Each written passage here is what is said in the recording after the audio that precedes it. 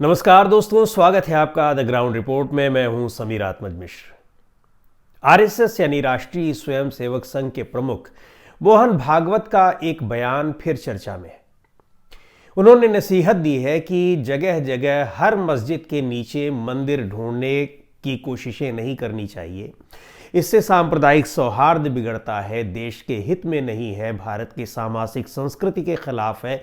बहुत सारी बातें कही हैं, ऐसी बातें कही हैं जो कि अक्सर उनके जो विचारधारा से के विपरीत लोग हैं वो कहते हैं उनकी विचारधारा के लोगों की वो बात नहीं है। यानी जिस विचारधारा का मात्र संगठन है आरएसएस, उसकी सोच के लोग ही ये सब ढूंढ रहे हैं, लेकिन आरएसएस प्रमुख वो बात कह रहे हैं जो उनकी विचारधारा के विपरीत विचारधारा के लोग कहते हैं। और यही बात सभी लोग ये कह रहे हैं कि ऐसा नहीं करना चाहिए। मोहन भागवत का एक बयान इसके पहले भी आया था, जब अयोध्या में राम मंदिर के फैसले के बाद काशी विश्वनाथ मंदिर, मथुरा में मस्जिद के पास मंदिर और तमाम जगहों पर मस्जिदों से लगे हुए मंदिर को ढूंढने की शुरुआत हुई। कोर्ट में इसके लिए सर्वे के लिए याचिका दायर की गई, सर्वे के आदेश हुए, कोर्ट हाई कोर्ट में मामला गया, सुप्रीम कोर्ट में गया, वो सारी चीज़ें चल रही थी। कुछ दिन के लिए ये मामला दब गया। हालांकि उस बीच में लोकसभा चुनाव भी हुए, इसलिए शायद ये दब गया, या जो भी वजह रही हो, या हो सकता है कि मोहन भागवत की बात मान ली गई हो। लेकिन एक बार फिर अब शुरुआत इसकी हो गई है और ज़ोर शोर से हो गई है, और इस तरह से हो गई है कि कम से कम उत्तर प्रदेश में तो मुख्यमंत्री योगी आदित्यनाथ का खुला समर्थन उसके लिए है। वो बाकायदा उसके लिए कह रहे हैं कि ये सब चीज़ें होनी चाहिए, और जो हो रहा है उसका उनकी सरकार का पूरा समर्थन है, और वो जानबूझकर हो रहा है। चाहे संभल में मस्जिद के नीचे मंदिर ढूंढने की कवायद हो, चाहे फिर कई जगहों पर मंदिर मिल रहे हैं मस्जिदों के नीचे, मुस्लिम एरिया में मिल रहे हैं, बंद पड़े हुए मंदिर हैं, सालों से वहाँ पूजा नहीं हुई है और फिर से वहाँ पूजा शुरू हो गई है। ऐसे कई जगह पर मंदिर मिले हैं, अलीगढ़ में मिला है और बहराइच में मिला है, बहुत सारी जगहों पर, और लगातार ये ढूंढे जा रहे हैं। उसी को देखते हुए पुणे में अभी कुछ दिन पहले, 2 दिन पहले एक कार्यक्रम में आरएसएस प्रमुख मोहन भागवत ने कहा कि इस तरह की चीज़ें ये ठीक नहीं है, देश के हित में नहीं है। लेकिन अब बड़ा महत्वपूर्ण सवाल ये है इसमें कि आखिर मोहन भागवत ये बातें कह किसके लिए रहे हैं, और जिसको वो कह रहे हैं जिसके लिए, वो उनकी बात सुन भी रहा है कि नहीं सुन रहा है। तो ये तो सीधी सी बात है कि वो कह उसके लिए रहे हैं जो लोग ढूंढ रहे हैं, और जो लोग ढूंढ रहे हैं वो कहीं ना कहीं उन्हीं संगठनों से जुड़े हुए लोग हैं जिसका पितृ संगठन माना जाता है या जिसकी जड़ मानी जाती है कि वो आरएसएस ही है। कहीं ना कहीं से कुछ तो डायरेक्टली तमाम संगठन जुड़े हुए हैं और कुछ इनडायरेक्टली जुड़े हुए हैं। विचारधारा सबकी एक जैसी है, और जो सरकार यहाँ पर चल रही है, चाहे यहाँ हो चाहे राजस्थान में भी अभी अजमेर शरीफ दरगाह के लिए भी सर्वेक्षण की याचिका डाल दी गई, वहाँ पर भी भारतीय जनता पार्टी की सरकार है। भारतीय जनता पार्टी को भी आरएसएस का एक आनुषंगिक संगठन ही माना जाता है, कम से कम वैचारिक रूप से वहीं से वो पोषित होती है। तो सवाल ये उठ रहा है कि आखिर क्या सीधे तौर पर आरएसएस प्रमुख उत्तर प्रदेश के मुख्यमंत्री योगी आदित्यनाथ को ये हिदायत दे रहे हैं, क्योंकि सामान्य कार्यकर्ताओं को तो हिदायत दे नहीं रहे होंगे। और आरएसएस प्रमुख के बयान इतने हल्के में होते भी नहीं हैं, बड़े महत्वपूर्ण होते हैं, और बयान होता है तो उसका मतलब होता है। और आरएसएस के बयान की भारतीय जनता पार्टी में भी अहमियत होती है, धीरे धीरे कम भले होती जा रही हो, लेकिन अहमियत होती है।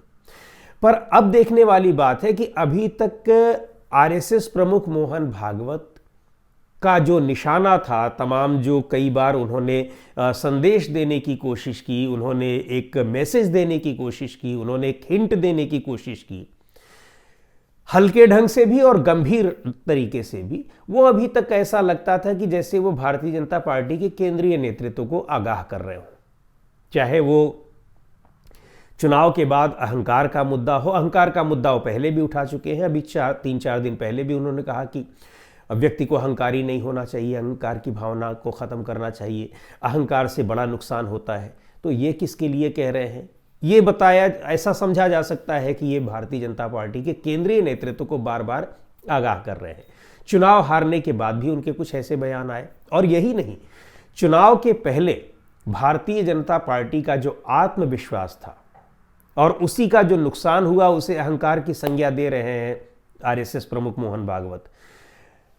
नड्डा, जेपी नड्डा जो भारतीय जनता पार्टी के राष्ट्रीय अध्यक्ष है, उन्होंने साफ तौर पर एक इंटरव्यू में कह दिया कि पहले हमारी पार्टी छोटी थी, हमें ज़रूरत थी आरएसएस की, आरएसएस वाले हमारे कार्यकर्ता की तरह काम करते थे, अब हम बड़े लोग हो गए हैं, अब हमें उनकी ज़रूरत नहीं है, अब हमें आरएसएस की ज़रूरत नहीं है। बड़ा चर्चा में आया था ये बयान चुनाव से पहले, लोकसभा चुनाव से पहले, सबने सुना होगा। लेकिन आरएसएस को तो यह बात अच्छी नहीं लगेगी कि आप सीधे तौर पर यह कह रहे हैं कि जब तक हमें आपकी ज़रूरत थी, हम छोटे थे, हमें आपके संगठन की ज़रूरत थी, तो हमने आपका फ़ायदा लिया, आज हम बहुत आगे बढ़ गए, अब आपकी ज़रूरत हमको नहीं रह गई है। तो ये बयान आरएसएस के लिए तो उन्होंने कहा ही, आरएसएस के अलावा उन लाखों करोड़ों कार्यकर्ताओं के लिए भी कहा कि हमारा यही तरीका है काम करने का, आपकी जब ज़रूरत ख़त्म हो जाती है तो हम आपको फेंक देते हैं। आपने उन तमाम छोटे दलों को कहा, क्षेत्रीय पार्टियों को कहा, जिनकी आप साथ लेकर आगे बढ़ते हैं और जब ज़रूरत ख़त्म हो जाती है तो आप उठाकर फेंक देते हैं।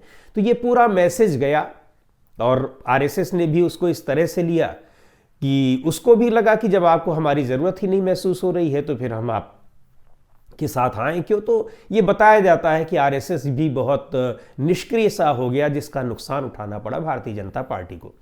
तो आरएसएस के बयान का मतलब भी होता है, आरएसएस की नाराजगी का भी मतलब होता है।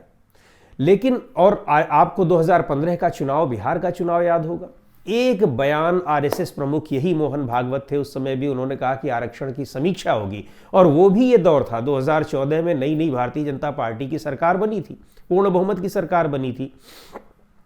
प्रधानमंत्री नरेंद्र मोदी और जो पूरा नेतृत्व था उनके नेतृत्व में पूरी भारतीय जनता पार्टी और सरकार, उसका आत्मविश्वास किस आसमान पर था वो दिखाई पड़ रहा था। वो तो खैर अभी तक दिखाई पड़ रहा था, जून महीने तक, जब परिणाम नहीं आए हैं, तीसरी बार उनको 240 सीटों पर सिमट गए हैं।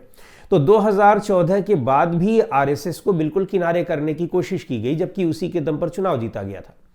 बिहार चुनाव ऐसा लग रहा था कि भारतीय जनता पार्टी वहां पूर्ण बहुमत से सरकार बनाने जा रही है। लेकिन उसी दौरान आरएसएस प्रमुख का एक बयान आया जिसकी जबरदस्त चर्चा हुई, और कहा जाता है कि उसी बयान की वजह से जीता हुआ चुनाव भारतीय जनता पार्टी हार गई।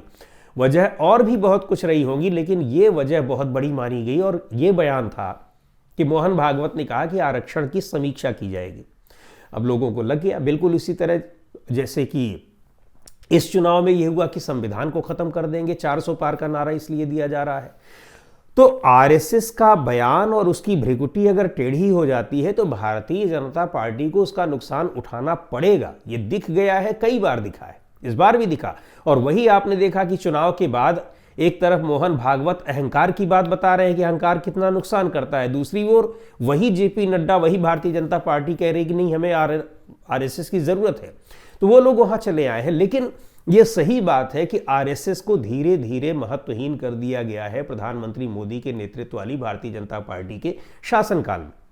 और दूसरी ओर आरएसएस के जो छोटे मोटे कार्यकर्ता हैं और जो उसके पदाधिकारी हैं, उन लोगों को इतना ज्यादा उपकृत किया गया है, उनको भी आदत लगा दी गई है सत्ता के साथ चलने की, सत्ता का भोग करने की, कि वो अब आरएसएस के में जिस तरह की एक यूनिटी होती थी, या जिस तरह का एक हायरार्की चलती थी ऊपर से नीचे तक, और उसका पूरा का पूरा जो सेंट्रलाइज्ड वे में एक संघ के कैडर के हिसाब से वो काम करते थे, अब वो भारतीय जनता पार्टी के नेताओं, मंत्रियों वगैरह के निर्देश पर काम करने लगे हैं।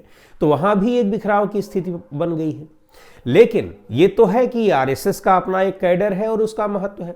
अगर भारतीय जनता पार्टी कितना भी उसको तोड़ने की कोशिश कर लेगी, लेकिन उसका कैडर तो मुख्य रूप से वही है। तो इन सारी चीजों को देखते हुए अब आरएसएस प्रमुख की बातों को भी क्या भारतीय जनता पार्टी के लोग दरकिनार कर रहे हैं, और क्या अब ये स्थिति ऊपर से केंद्रीय नेतृत्व से नहीं, बल्कि अब क्षेत्रीय भारतीय जनता पार्टी का जो क्षेत्रीय स्तर पर संगठन है, वहां भी इस तरह की बातें होने लगी हैं। यानी अब आपको आंख दिखाने की जरूरत पड़ रही है सीधे योगी आदित्यनाथ को, और वो आपके उस बयान के बाद उन्होंने लगातार जिस तरह से मंदिरों मस्जिदों के नीचे मंदिरों को ढूंढने की कोशिश हो रही है और उसको जस्टिफाई किया जा रहा है, सारे सब जुडिस मैटर है, सब न्यायालय में है, लेकिन ये बताया जा रहा है कि हाँ हम इनको ढूंढेंगे, आप कहते रहिए। तो क्या अब ये स्थिति आ गई है कि आरएसएस जो संघ का इतना मजबूत संगठन हुआ करता था, जो भारतीय जनता पार्टी की रीढ़ हुआ करता था, वो भारतीय जनता पार्टी के इस 10 साल के नेतृत्व में इतना कमजोर हो गया है कि उसके प्रमुख बार बार जो बात कह रहे हैं उसको कोई तवज्जो नहीं दे रहा है। और ये साफ दिख रहा है क्योंकि उसके बाद भी बयान किसी का नहीं आया कि हाँ ये ठीक कह रहे हैं, गलत कह रहे हैं, हम लोग ऐसा करेंगे कि नहीं करेंगे, करना चाहिए कि नहीं करना चाहिए। तो ये साफ चीजें दिखाई पड़ रही हैं कि आरएसएस की भी स्थिति अब क्या हो गई है। खैर, अपमान तो इससे ज्यादा और क्या हो सकता था कि आपको हमारी जरूरत, हमको आपकी जरूरत ही नहीं है, लेकिन उसका नुकसान दिखा। नुकसान दिखने के बावजूद आरएसएस प्रमुख की इन बातों का कोई महत्व नहीं रह गया है भारतीय जनता पार्टी के नेताओं की निगाह में, ये साफ तौर पर दिखाई पड़ रहा है। परिणाम इसका क्या होता है ये देखने वाली बात है। तो दोस्तों, आज के इस वीडियो में इतना ही। अगले वीडियो में फिर मिलेंगे एक नए विषय के साथ, एक नए मुद्दे के साथ। द ग्राउंड रिपोर्ट के यूट्यूब चैनल को आपने अब तक सब्सक्राइब न किया हो तो ज़रूर कर लें। हमारे वीडियोस को लाइक करें, शेयर करें और अपने सुझाव भी हमें ज़रूर भेजें।